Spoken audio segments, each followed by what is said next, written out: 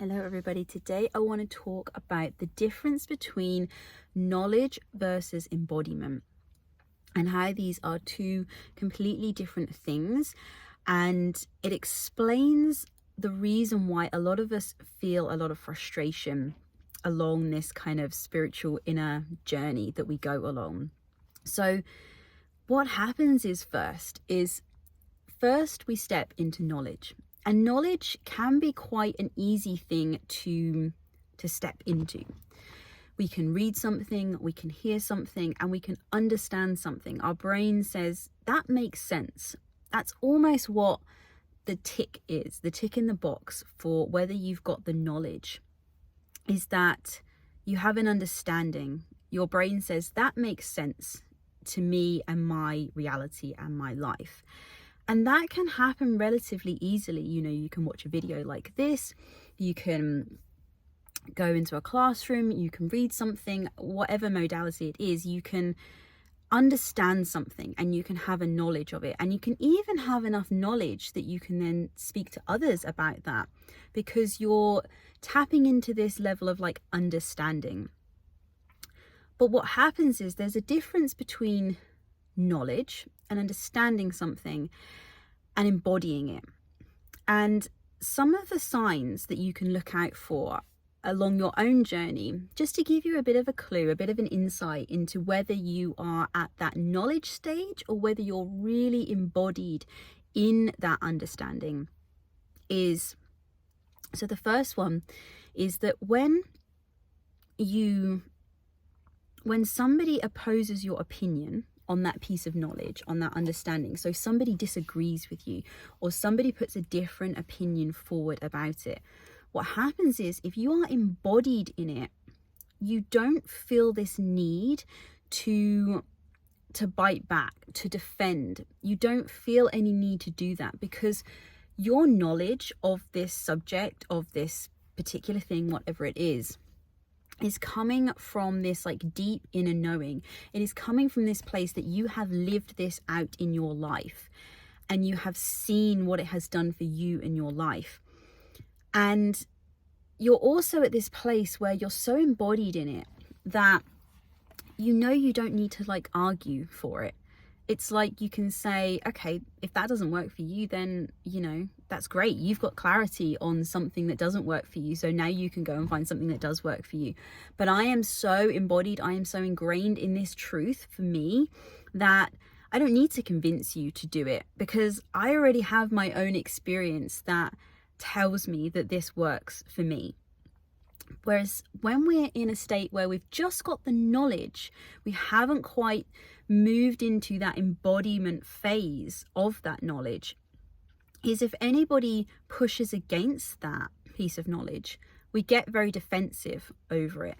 And the reason we get defensive is because we haven't become embodied in it yet. It's because we're still trying to decipher for ourselves whether this piece of knowledge is something that we want to like hard code into us. It's like we're still on the fence about it. Whereas when you're in this like embodied state, you just know that it's like your core truth. You don't need to argue it. You know, like you're not going to gain anything from saying that you're right.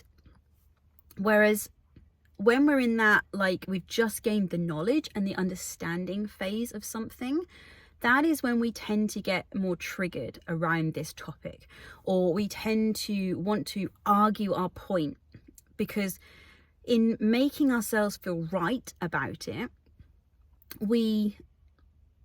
it's like we give ourselves more confidence about it. It's like we try and get to that embodied phase, but not in the true sense of the meaning of what it means to be embodied. It's like a sort of, not a fake embodiment, but it's like, well, if I can prove that this is right, that I am right, then I will believe it more. That's kind of like the underlying current to it. And there's nothing wrong with being in the knowledge and the understanding phase at all. Like we all have to, you know, that's where it all starts off.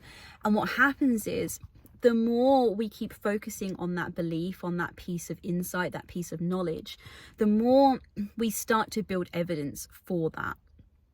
And so it's just helpful sometimes to be able to realize in our own lives where we are in this journey with it.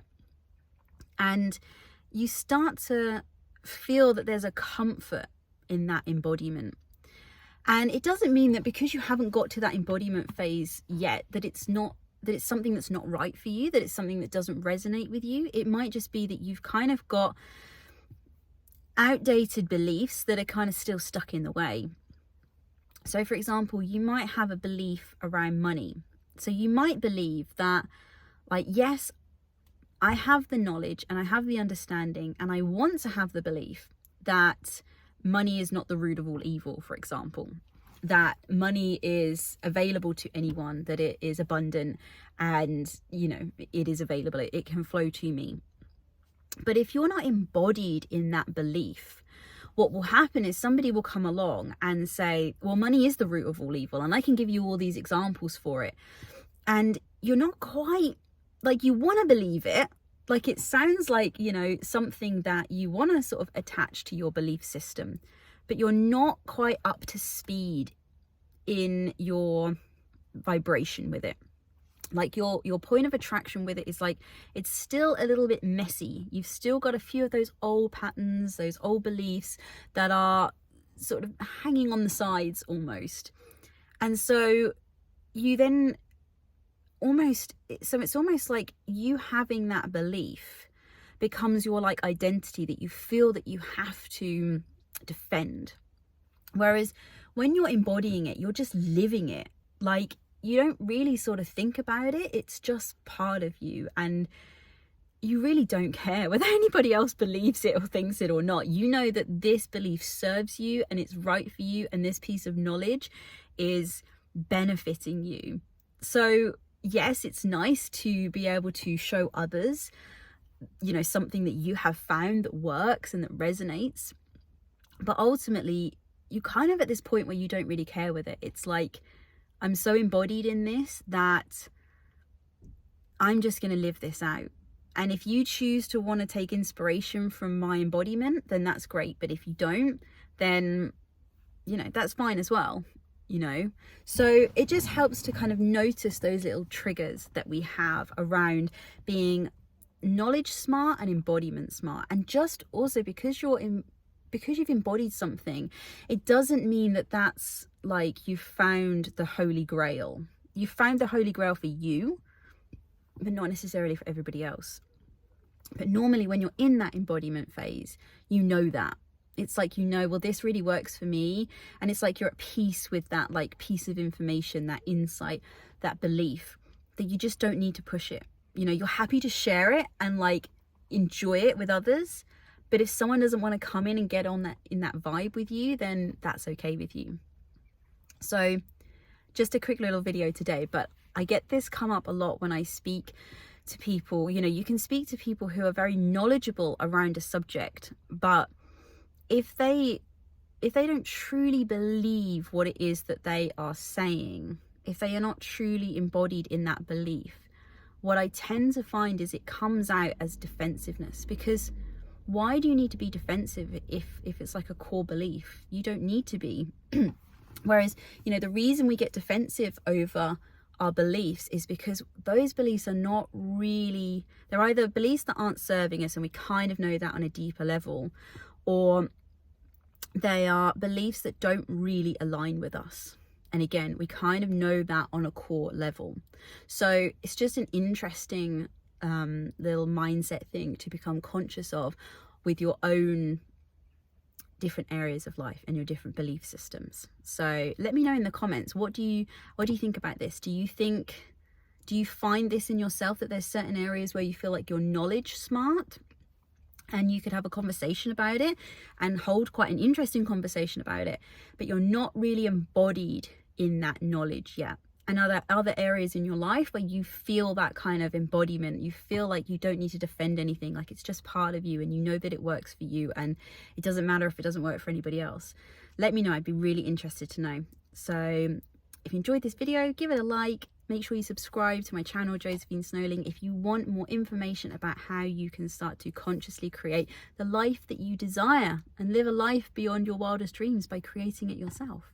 And I will see you in the next video. Have a beautiful day, whatever you're doing. Bye.